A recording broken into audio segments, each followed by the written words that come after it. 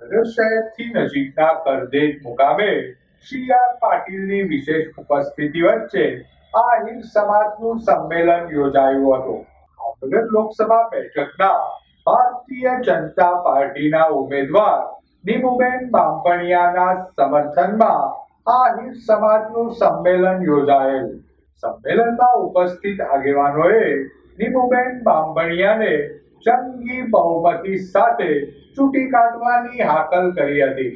આ અવસરે આહિર સમાજના લોકો બહોળી સંખ્યામાં ઉપસ્થિત રહ્યા હતા.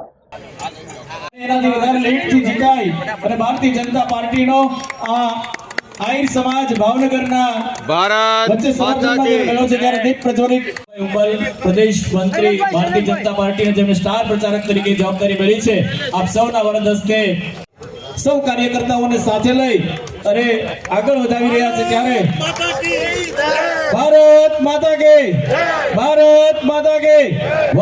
અમારી વચ્ચે ઉપસ્થિત અમારા ગુજરાત પ્રદેશના મંત્રી અને અમારા સમાજનું ઘરેણું અને જેમનું સતત માર્ગદર્શન અમને મળી રહ્યું છે એવા આદરણીય અમિતભાઈ શાહના નેતૃત્વની અંદર 370 કલમ હટાવી અને પહેલાંનું કાશ્મીર ને આજનું કાશ્મીર એમાં ખૂબ જ પરિવર્તન આવ્યું છે. ગુજરાત પ્રદેશના અધ્યક્ષ માનનીય સી આર પાટીલ સાહેબે આપણને 1 વર્ષ પૂર્વે ચૂંટણીની તૈયારીઓની શરૂઆત કરાવી દીધી છે. આહિર સમાજ એની પોતાની એક ઇમેજ છે.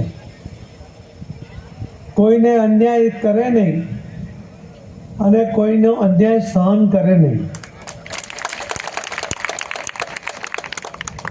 શબ્દોને પાકા વચન આપ્યું હોય તો એ કોઈ પણ કાળે એ વચનમાંથી ફરે નહીં. એવા સમાજની ઇમેજ જે છે એમાંથી આપ સૌ આવ્યા છો અને એવા સમાજ જે સંગઠિત છે તે શિક્ષણ ક્ષેત્રમાં આગળ વધી રહ્યું છે.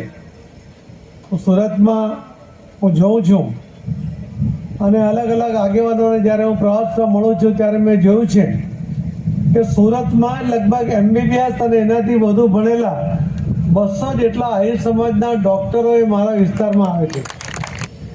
પણ આજે જ્યારે લોકસભાનું ઇલેક્શન છે ત્યારે ફક્ત ભાવનગર નહીં પણ ભાવનગર સહિત ગુજરાતની અંદર જ્યાં પણ તમારા સંપર્કો છે, જ્યાં પણ સમાજ વસે છે, જ્યાં પણ તમારા મિત્રો રહે છે, કદાચ અન્ય સમાજના પણ હોઈ શકે, આહિર સમાજના પણ તમારા સગા વાલા કોઈ ધંધાકીય રીતે જોડાયા હોય, જેનો મોબાઈલમાં નંબર છે તમારા પોતાના મોબાઈલમાં જો કોઈનો નંબર તમે સેવ કર્યો હશે તો તમારી સાથે કોઈને કોઈ રીતે જોડાયેલો હશે.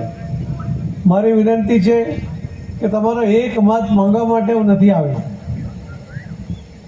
હું તો તમારી જે તાકાત છે તાકાતને નીચોવીને જેટલા પણ વધુમાં વધુ મત ભારતીય જનતા પાર્ટીના તમામ ઉમેદવારનો તમે અપાવી શકો એ માંગવા માટે તમારી પાસે આવ્યો છે.